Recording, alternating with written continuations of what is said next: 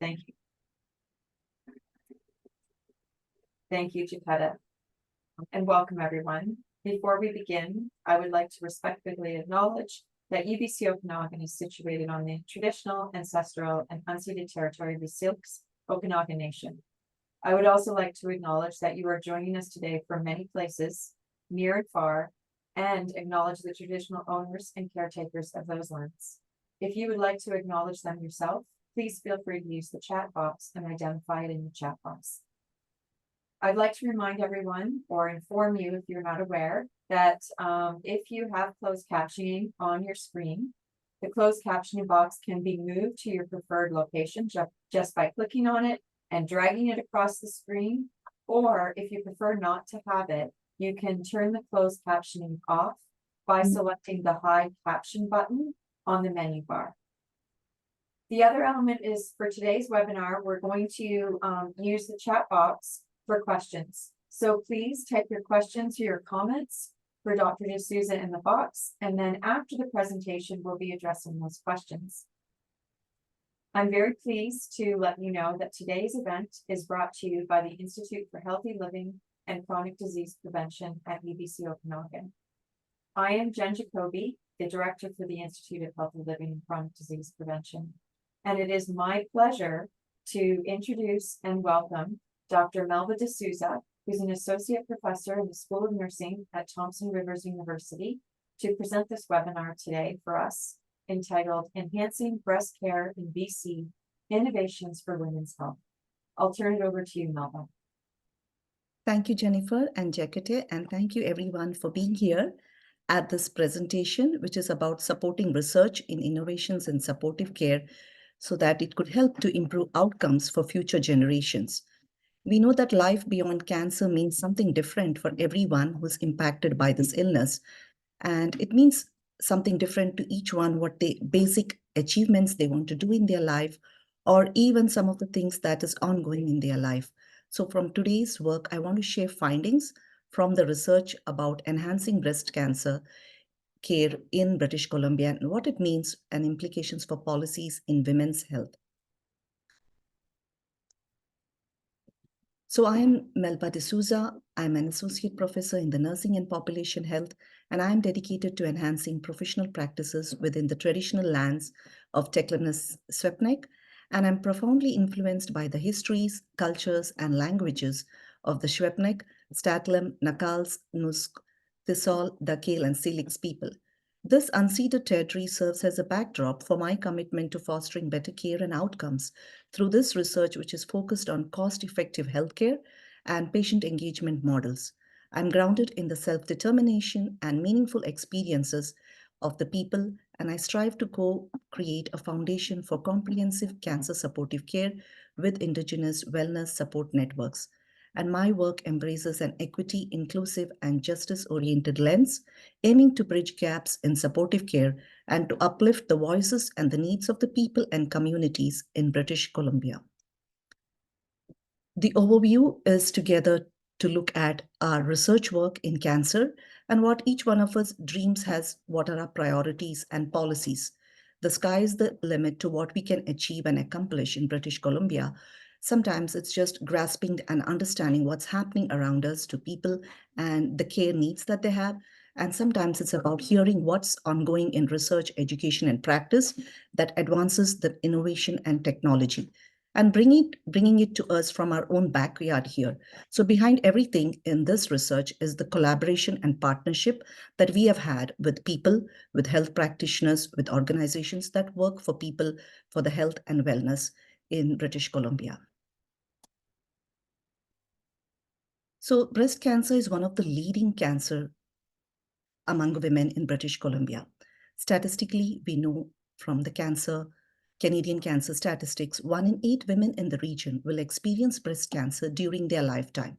So what does it mean of this impact of a diagnosis of breast cancer or a pre-diagnosis that alters the aspects of an individual's life at his age or having this gender or even other risk factors for them, and what it means on their impact on their emotional, physical, and spiritual dimensions.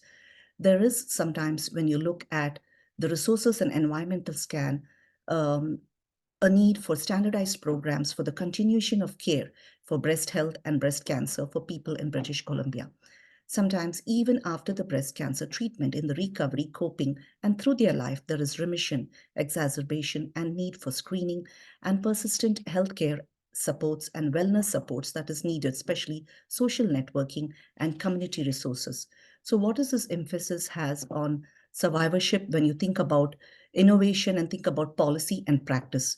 If the main objective in this research is to look at BC's also their main aim on cancer-free lives and also living with cancer experience and how it helps us to extend and enhance quality of life. And some of the key areas in this research is also linked to what are global healthcare initiatives and what are emerging technologies that shape the future of cancer care for women, because cancer still remains a global health challenge, a paradigm shift in our approach of how we care for our clients from prevention to treatment and survivorship.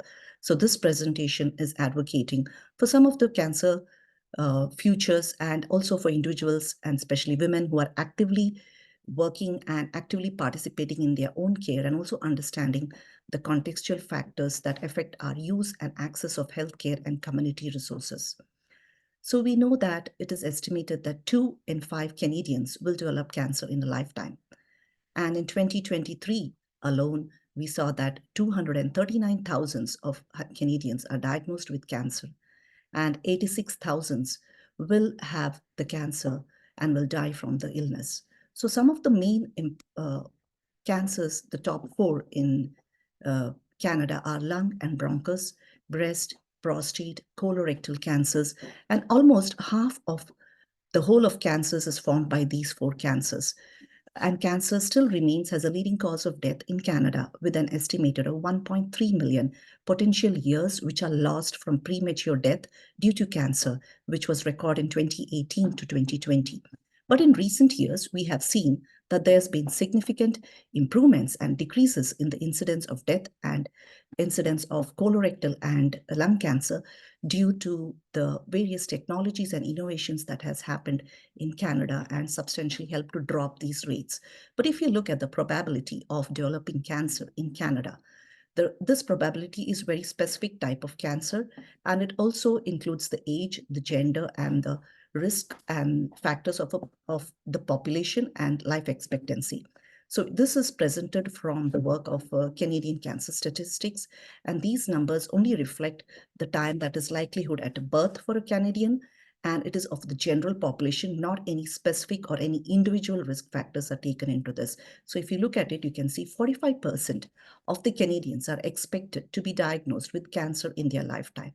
So this probability of developing the cancer is similar for males and for females between 45 to 44%, and probability, the chance of developing the cancer is measured even sometimes over a lifetime, and it may be expressed in different ways. So every hour, if you think in 2023, 27 Canadians were expected to be diagnosed with a cancer.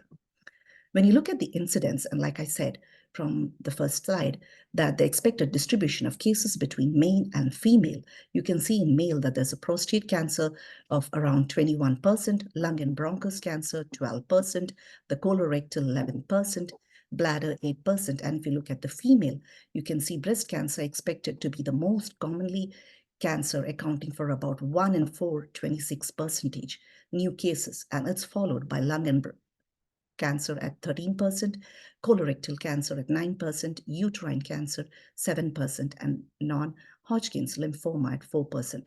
So these most commonly diagnosed cancers are something that is from a record which shows in a specific period of time, and sometimes it helps us to understand where resources and where strategically looking at intersectionality of the care that is required across different regions in the territory in British Columbia. If you look at the incidence by age, age is one of the most important risk factor taken up by cancer. And if you look at this diagram, this shows you a dramatic increase in the cancer rates by age. And these cancer rates are peaking in male and in female between the age of 80 to 85 here. For both male and female, you can see the highest percentage of new cancer cases is diagnosed between the ages of 65 to 74. And between the ages of 15 to 59 years, the rate of cancer is higher in the females compared to the males. And this distribution of cancer is only by age, but sometimes it could be in general, the embryonal and the hematological cancers are more common in children, while epithelial tumors are more common in the adults. And sometimes in adolescents and young adults, they could be a mix of childhood and adult tumors that are at risk for a person. If you look at by the incidence of the region, this shows you the expected distribution of cancer in Canada in 2023. And you can see the number of expected cancer cases in each province and territory by their expected population size. And the numbers of this in general, if you look, the cancer incidence rates in 2023 were highest in the eastern and the central part of Canada, Nova Scotia, and Newfoundland, and in Labrador. And these differences in population is the result of different risk factors that are there, examples such as tobacco, smoking, and obesity, and differences in their diagnostic practices and also the way they collect the data. From our research study, we have seen that breast cancer continues to represent a significant public health concern. And we have seen that there is about a lot of patient navigators, which are important in some of these provinces that are helping with the treatment, accessibility, and providing support resources and helping patients navigate in the healthcare system. In the organizations of healthcare in British Columbia, there is varied healthcare team members, treatment locations all over the territories, including community and acute settings. And sometimes they could lead to a lot of organization and facilities for people within that, and sometimes for differences in rural and remote areas where there can be differences with the satellite and the resources provided in that area. So we have looked at the breast cancer statistics, and we have looked at new diagnoses, where there's 3,000 of new diagnoses of breast cancer in British Columbia, leading to 640 deaths. And this is important to recognize in growing health, in women's health. And some of the most important provinces that have some of the standardized patient navigation and cancer supportive care are Alberta, Manitoba, Newfoundland, and Labrador, Nova Scotia, Ontario, Prince Edward, and Quebec. And you can see that most of these regions, they have specially trained teams, including nurses as patient navigators, professional navigators, providing the supportive care to the client during the time of pre-diagnosis up to recovery and survivorship, helping them to promote and advocate for themselves while they grow in this cancer journey and continue in their life to live a longevity and a good quality of life, helping to sometimes be more aware of what's happening within them and also around them. And if you look at some of the statistics that we have seen in our research study, you can see the intersectionality of the different factors that have helped in the cancer care. So some of the environmental scan that we did, we have also looked at some of the potentials that is conducted and availability of resources, facilities, and services for individuals with breast cancer in British Columbia. We've also looked at the gaps in services, and the main key aim of this study was to look at healthcare and community services, especially in rural and interior areas of British Columbia, and looking at travel, stay, accommodation, cost of living, out-of-pocket expenses for medical treatment for those who are receiving breast cancer treatment in different regions in British Columbia. The research aim of the study was to look at assess utilization of the healthcare and community supportive services for women with breast cancer in British Columbia, and also look at the effectiveness of supportive care, patient satisfaction, and intersectionality between their demographics and health characteristics, and also to look at some of the data that we have had in discovering patterns and trends among different parameters and their correlation between them seeking cancer supportive care facilitators and barriers in their care. And some of these analyses have come out through the statistics and through the voice of the people collected from our survey, focus group, and interviews to look at different exploration of their characteristics and also looking at how they are satisfied and their overall health and well-being with the treatment that they have received. The study adopts a very comprehensive approach. We used a community participatory action research with our community partners, with the collaborators, and with research participants. So we came up with a broad method of investigation of looking at mixed studies and how to look at different perspectives, experience, and perceptions of people with breast cancer in their pre-diagnosis up to the survivorship. And the focus has been on to gather the insights in enhancing the quality of care for the people, and also special attention at diverse and inclusive populations to address what are their challenges and unique requirements during the time that they are accessing and receiving the treatment and post-treatment. The findings that we have looks at the difference intersectionality between demographics, income, education. And if you look here, you can see that the age here is looking at here the characteristics with their education. And you can look at different colors. You can see that here it is like 40 to 60 years, 60 years, below 40 years, and also their education. So this diagram shows that there's a significant presence of older individuals above 60 years with practical or technical education who are married and living with a spouse to help and support them with the care. And among them, there are younger married individuals who are also under 40 years with a higher proportion with advanced educational qualifications. And this trend of seeing consistent educational attainment among the married individuals is also continuing with the middle age group between 40 to 60 years. And also you can look at the older married individuals where they have secondary education and they have smaller percentage with looking at some of the age gaps and also age groups in the context of the breast cancer. This diagram will show you that there is a complex relationship between different factors as income, marriage, and education.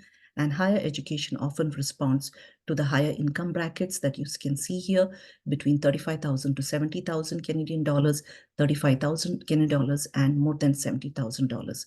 So you could look at their context of being married and their education. And you can see with married individuals, especially with higher education, they tend to report higher income, suggesting that education could positively impact their income and marital status, further influencing their dynamic with the cancer supportive care that they are receiving. This diagram shows that there is more both education and income and significantly impacting the access to healthcare benefits with breast cancer participants. And higher the education levels, you can see higher income and generally associated with better access to extended healthcare facilities and community resources based on their socioeconomic demographic characteristics that they have.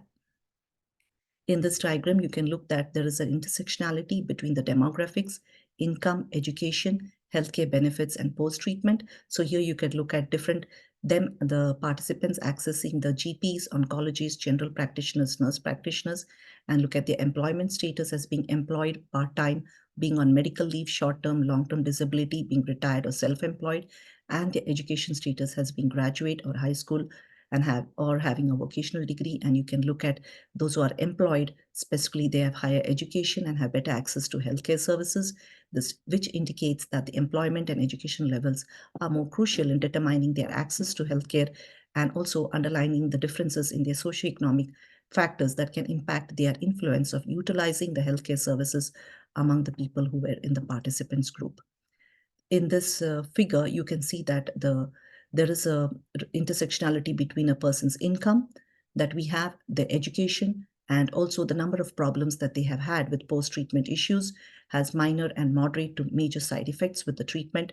And you can look at the patients who are having higher education and income tended to report more moderate to major side effects due to their recognition of the side effects and also from the different treatment options that they were offered.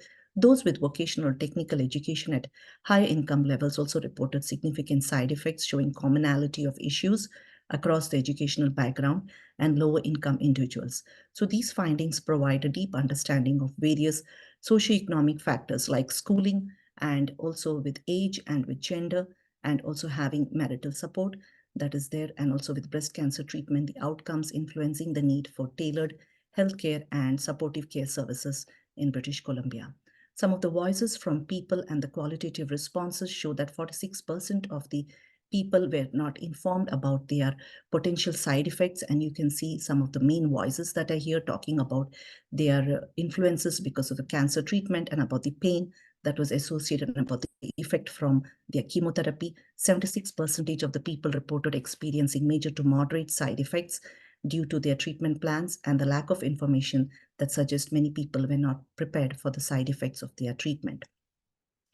Access to healthcare services showed that 52% of the participants' voice expressed that they did not have the appropriate information to access relevant healthcare services, and some of them from their voices have been put into the Word document here, which shows about cancer, support, the side effects, and about their treatment, and about surgery. This indicates that nearly half of the participants were not informed about the healthcare services available to them in the region.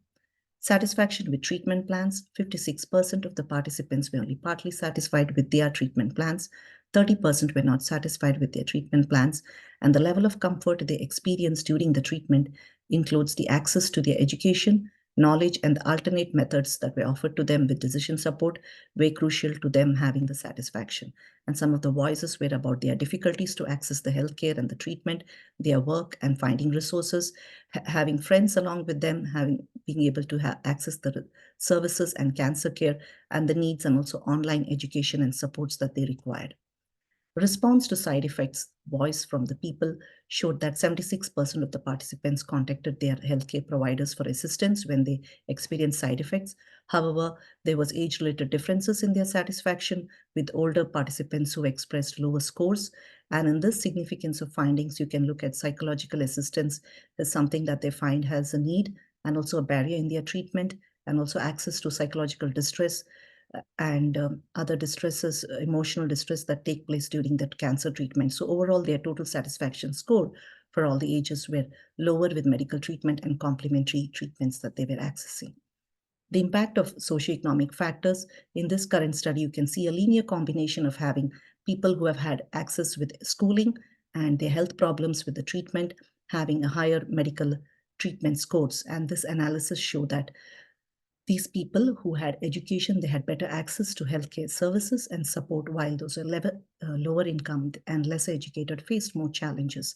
And some of the voices from them were about feeling the changes that they need to adapt to when they come back to work, the feeling the availability of the resources that they had and the treatment, and the receive the help and the support from their family when they were sick, and from healthcare and even mental health support, and having friends with them, and doing different physical activities like dragon boating and the usual aerobic activities that they continue to do, and having the support from the cancer care, medical treatment, and also use of emotional uh, facts of life during their treatment, and like examples such as radiation, and having the time for their health and care and to discuss this with their healthcare practitioners.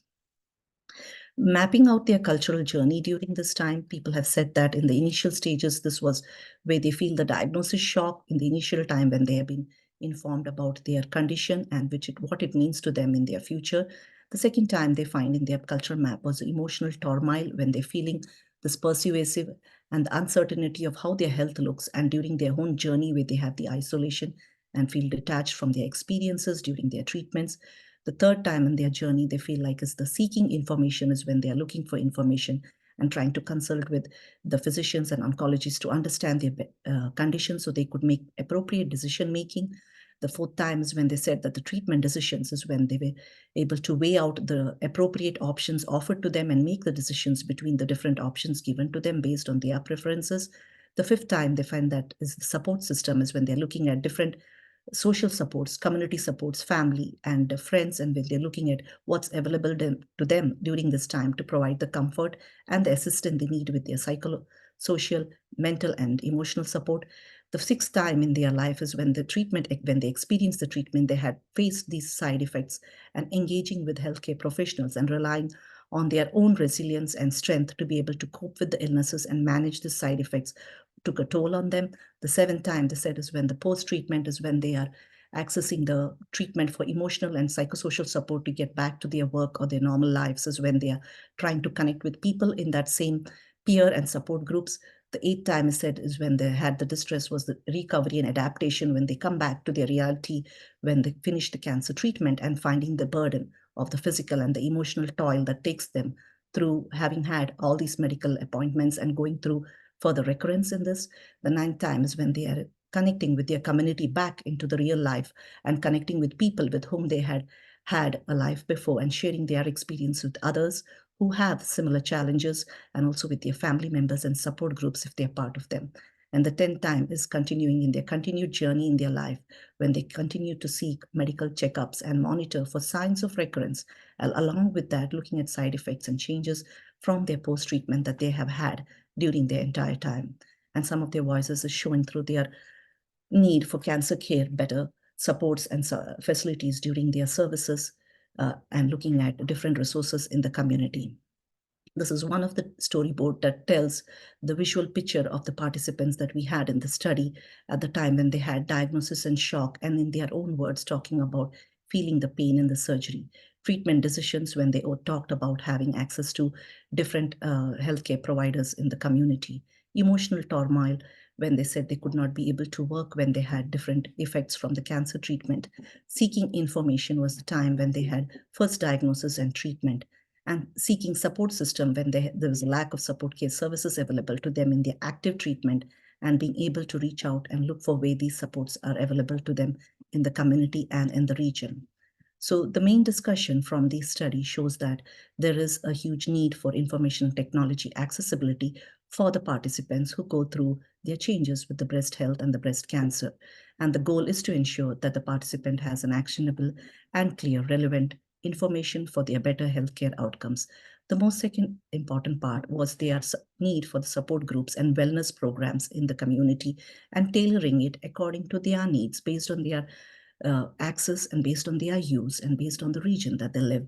The fourth time was when the screening and need for better survivorship programs that helps them to address the gaps that they have with the side effects that they continue to live with and the outcomes, and for better satisfaction in life. And the fourth important part was their own navigation and supportive services. If you look at this, there is a variation between different people having faced different challenges and perceptions, and the need for a detailed post-operative and a better plan of care for people in navigating their own journey. So just looking at the conclusion that we had,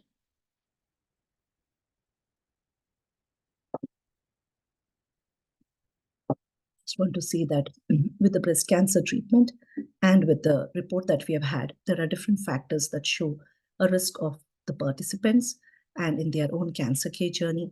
It also talks about the critical areas where there could be improvements in patient outcomes and their experiences. And the data also talks about differences in their age, with gender, with their education and marital, which can influence their cancer supportive care and also influence their patient engagement in their own care. And it also talks about different advancements in medical treatments and also patient having access to the information and side effects from the treatments, and also the adequate of information available to them with healthcare and community care. There's also a lot of conclusions that is drawn from this based on the need for advocating innovations and policies for partnership and systemic changes. And one of that is towards access, better access of healthcare and community resources, and also support services and a holistic care for people, including the psychosocial, mental health, and emotional dimension, and targeted towards disparities in health experiences, in treatment experience and outcomes related to their socioeconomic demographic factors. One of the main things that come out from all the study of the participants is the requirement for coordinated efforts across the different regions at different levels for focus on equity, patient education, community involvement, and cancer and the healthcare delivery system in a way that people are having the access and better information from prevention up to their own survivorship and accessing the technology that is available in British Columbia. The recommendations from our study that talks to about strategic placement and restructuring of the healthcare resources and barriers that people face with the time when they travel, and also facilitating their timely and effective interventions in improving their own outcomes as reported from them, and also the need for improving access and use to the healthcare services. Also a tailored individual support for catering to diverse patient needs, also looking at effective communication of healthcare information across the patients, and also conveying to women the deeper understanding of their diagnosis, treatment options, and available psychosocial support services in the community. These measures will help to eliminate any potential misunderstandings and enhance the quality of life for a person, and have better communication and collaboration with their own healthcare providers in the healthcare settings that they are seeking the healthcare, especially when you look at support groups designed for women conducted in their own native language, and also being able to provide safe and supportive care for discussions. The continuity and screening of survivorship and addressing the needs of breast cancer treatment, including psychosocial support, is important to ensure their unique needs are met. Addressing equity and inclusion, especially targeting disparities in treatment experiences and outcomes related to the socioeconomic demographic, is a priority in the healthcare system when you look at integrate intricate intersection of culture, language, and psychosocial well-being, ultimately looking at access to care and utilization of the models that are currently available in the healthcare system. Example like the community engagement model that could help to increase awareness and accessibility of support and survivorship programs in the community, having better collective policies and innovations to advocate for data governance, policy changes, and innovations in cancer care. This work was funded by Breast Cancer Society of Canada, Thompson River University, and Community Partnership and Collaboration, and its ethics was approved by the BC Cancer, Interior Health, and Thompson River University. The presenter declares no conflict of interest, and the views are not necessarily representing the views of the institute, organization, or association. And the study acknowledges the partnership and collaboration with BC Cancer, Interior Health, Royal Inland Hospital Foundation, Ray Fawcett Breast Health Clinic, Thompson Division of Family Practice, Beyond Breast Cancer Survivorship, Kamloops Immigrant Services, Kamloops Massage Matters, Kamloops Cancer Connections, Kamloops Cancer Supportive Care Society, Breast Cancer Support Group, the Spirit Warrior Society, Inspire Health Supportive Care, Sensational Survivors, Canadian Mental Health Association, and Valid Dreams Foundation. So these are a few references that we have used in the research study and which was able to look at different environmental resources and talking about different cancer care in British Columbia and in Canada. This is my contact and information here. And so cancer care supportive is not just about delivering treatment and recognizing the impacts of the cancer, but it's also looking at the intersectionality of social, health, and environmental determinants that intersect in a person's life that make it more challenging for them to overcome and navigate the cancer care that's already there in the region based on the age, income, race, ethnicity, and geographical setting. This research study legitimizes the importance of exploring research and that aims to capture the voice of the person, the voice of the community with a focus on equity-oriented care. This positive experience and care approach that supports a person can help to change outcomes and make it meaningful beyond cancer. So help us in joining together to build capacity in this incredible work in research for integrating cancer supportive care in British Columbia. And I open the floor now for questions. Thank you. Thank you, Dr. D'Souza. It's very interesting to learn and understand a little bit more about what's going on here in British Columbia with respect to cancer treatment. So thank you for sharing your results with us. I want to remind attendees that please use the chat box for questions. I'll be reading questions out, and we'll do our best to get through the chat box. And if we don't, we'll ensure that we share the questions with Dr. D'Souza afterwards for an opportunity to respond in a different format. The first question that came in was with respect to upcoming innovation and access to innovation, in particular around imaging in BC, and especially for those with dense breasts as part of the prevention and early diagnosis. Do you have any thoughts, or did your research uncover anything with respect to innovations and access towards imaging in BC? Our research study were more focused on the people's experiences when they have gone through their treatment and through their pre-diagnosis to survivorship. Some of the things that was emerging in innovations in breast cancer screening with individuals, especially with dense breast cancer, is some of the things they spoke was about use of their advanced imaging modalities like MRI and dense breast tomosynthesis and 3D mammograph.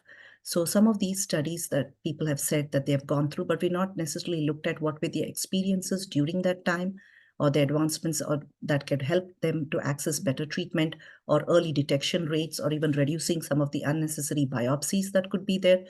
But access to this was what people said was enhanced and helped them in their efforts in breast cancer and helped to increase the awareness with what are modalities available to them in the region. And ongoing research and development is still going through with what breast imaging is there to explore novel technologies and also how it can help to improve early detection and risk assessment of breast cancer. Thank you. You brought up region there. Did you notice regional differences in your data with respect to some of the cultural mapping or imaging, particularly with respect to this question, that can inform any of the members about different regional locations to consider within British Columbia? Yeah, we have breakup of different regions across British Columbia. For the study, we have separate data on each one of them, but we broke them up mainly into interior region and other regions of British Columbia. So when I looked at both, it looked like there was data that spoke about interior region having difficulty in accessing and challenging the access and use of that. And that is what we have threaded through our the data slides that you see, but we haven't really written down the specific regions that are there, but we do Okay. have that. That's great. And there is a specific region question in the chat, and I'll go back to the cultural question in just a second. But with respect to regional differences, one of the attendees noticed with respect to the navigators, it seems from your slide that they're, the interior of BC's Kelowna in specific relative to this question, doesn't have navigators, and they're curious about that. Are there plans to have navigators? Currently, from the research study, at the time when we took the research survey from the people, those people who we had around 100 people who have taken this survey from those percentages, and they have not informed that they have been having access to patient navigators or professional navigators, but they spoke mostly about peer support, having access to them in the region. And there was some more, I think, peer support groups available in the other regions compared to the interior region. From this latest information, we spoke about, from our review literature, the provinces do have access to patient and provincial navigators compared to British Columbia. But yes, BC Cancer is having navigators. They have navigators in cancer professional in different regions, but specifically, we didn't have at the time of our study people talking about the navigators. Thank you for sharing. It's definitely something that has interest across different regions. There's a comment here about your cultural mapping slide. Some people would love to get it. If you're able to share it with us, we can put it on the Institute website. But with respect to, and of course they would share it with permission and acknowledge you. But with respect to the cultural mapping, I was really intrigued by that slide in particular. And I'm wondering, when you spoke to the different cultural maps as numbers, and kind of the acquisition of elements along a pathway, is there a time component to that, in that an individual who achieves or reaches the third point or the third framework, does that vary across individuals or regions with respect to time? And how does that then influence the treatment plan and the navigation through the treatment plan, if time is Yeah, the cultural mapping was taken up from the qualitative responses of the people, and there was a linear combination of age and their schooling and breast cancer diagnosis that they've had between 3 to 5 years, 6 to 10 years, and about 10 years. So each person's individual care was a little bit different about how what kind of treatment they took or the decision they took with their support. And 23% indicated that they may be able to access the care, but there was a 74% of that we could say we are not able to explain from this study as to what were variances between each individual from the different regions. Those main 10 points in their life was when they expressed the distress and looking at help and support. But we don't have, for individual one, this was accumulated from all the responses that they've had, taking together of people who have answered through interviews, their qualitative, and focus group, their qualitative responses. Do you have an understanding of rural versus urban within that map, or immigrant versus non-immigrant, Caucasian, Indigenous? Like, are there racialized elements or geographical elements with respect to urban living and rural or remote living? Yes, that could be threshed out. Yeah, we haven't done this for a current time now in this study, but that could be available, that data. There is a linear combination that we found with the treatments that the person taken, with the education, and also the area that they have been through and which area they have lived, like the role that they have played in their cancer care, and also having the access to healthcare services were emphasized by the participants. That's wonderful. It'd be great to see that. It's so interesting to see how differences between rural and urban individuals based upon lived experiences influence data. You did refer to education quite a bit. Could I ask a clarifying point with respect to higher education? When you say higher education, what was encompassing in that higher education? Was it post-secondary, secondary, post-secondary and trades, graduate? How was higher education defined? Higher education is anyone who has done an undergraduate degree or higher graduate or postgraduate or doctorates. Yeah, compared to the others who had done a high school or doc diploma or vocational trades or technical. That was like they're having a little bit advanced education and the knowledge to have that. That's wonderful. Thank you for clarifying that. I don't think we have any questions right now in the chat. Let me just take a quick look. It's double monitoring here. No, I think we're okay. At this point in time, I'm wondering, do you have anything that you would like to share with respect to navigating the BC system or sharing experiences so that we can better assist others in navigating the system? I think that's a very important question. I think the crucial question for the foundation for why this research study is ongoing.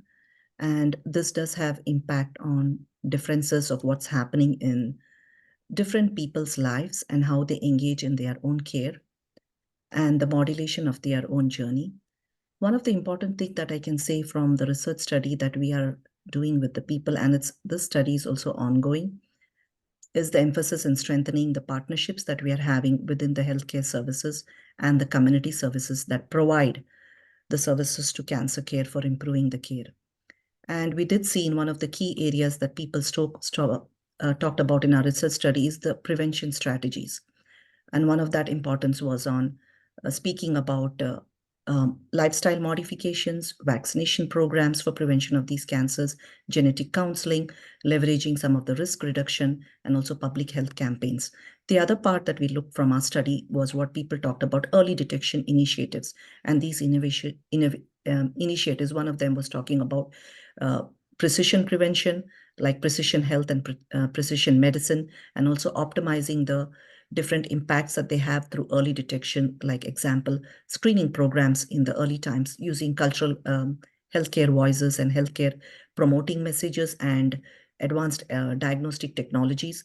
One of the future thing they talked about was, somebody's talked about, was the different biopsy technologies like liquid biopsy and non-invasive biomarkers that are available in breast health cancer compared to BRCA1 and BRCA2, but the other ones that can occur with the ovarian and the uterine cancer, and also their personalized treatment approaches as looking at their own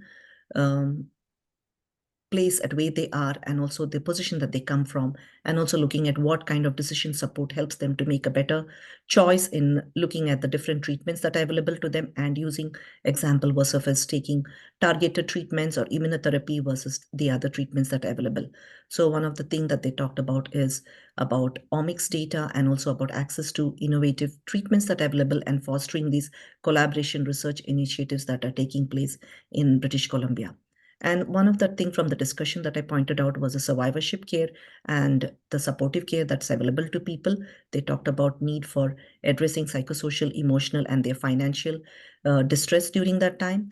And also looking at the interdisciplinary collaboration that is taking place. Example, speaking of their records about digital platforms and to have a seamless communication where their treatments are, whether it be with their diagnostic, the laboratory, or their doctors, physician oncologists, or across where they're taking treatment from Kamloops, Kelowna, Revelstoke, or Vancouver, and using that collaborative model to enhance and having their data being able to share with the people who is providing the care to them, and having that collaboration of having a more to put together patient-centered approach for them, and leveraging that data that can be used for their own care and improvements in their own health care, and being able to access the resources that they need based on what symptoms and based on what care is required for them. So optimizing the local resources and the resources available in the region, taking into account their own socioeconomic changes, their determinants, and creating that kind of equity and inclusivity of allowing them to be partners with the physicians and the oncologist and with the healthcare system to help them in their journey. So I think it was a talk more about them having a communication their voice heard, their collaboration with their healthcare providers, and also partnerships with the people that they need to work and continue their journey and treatment.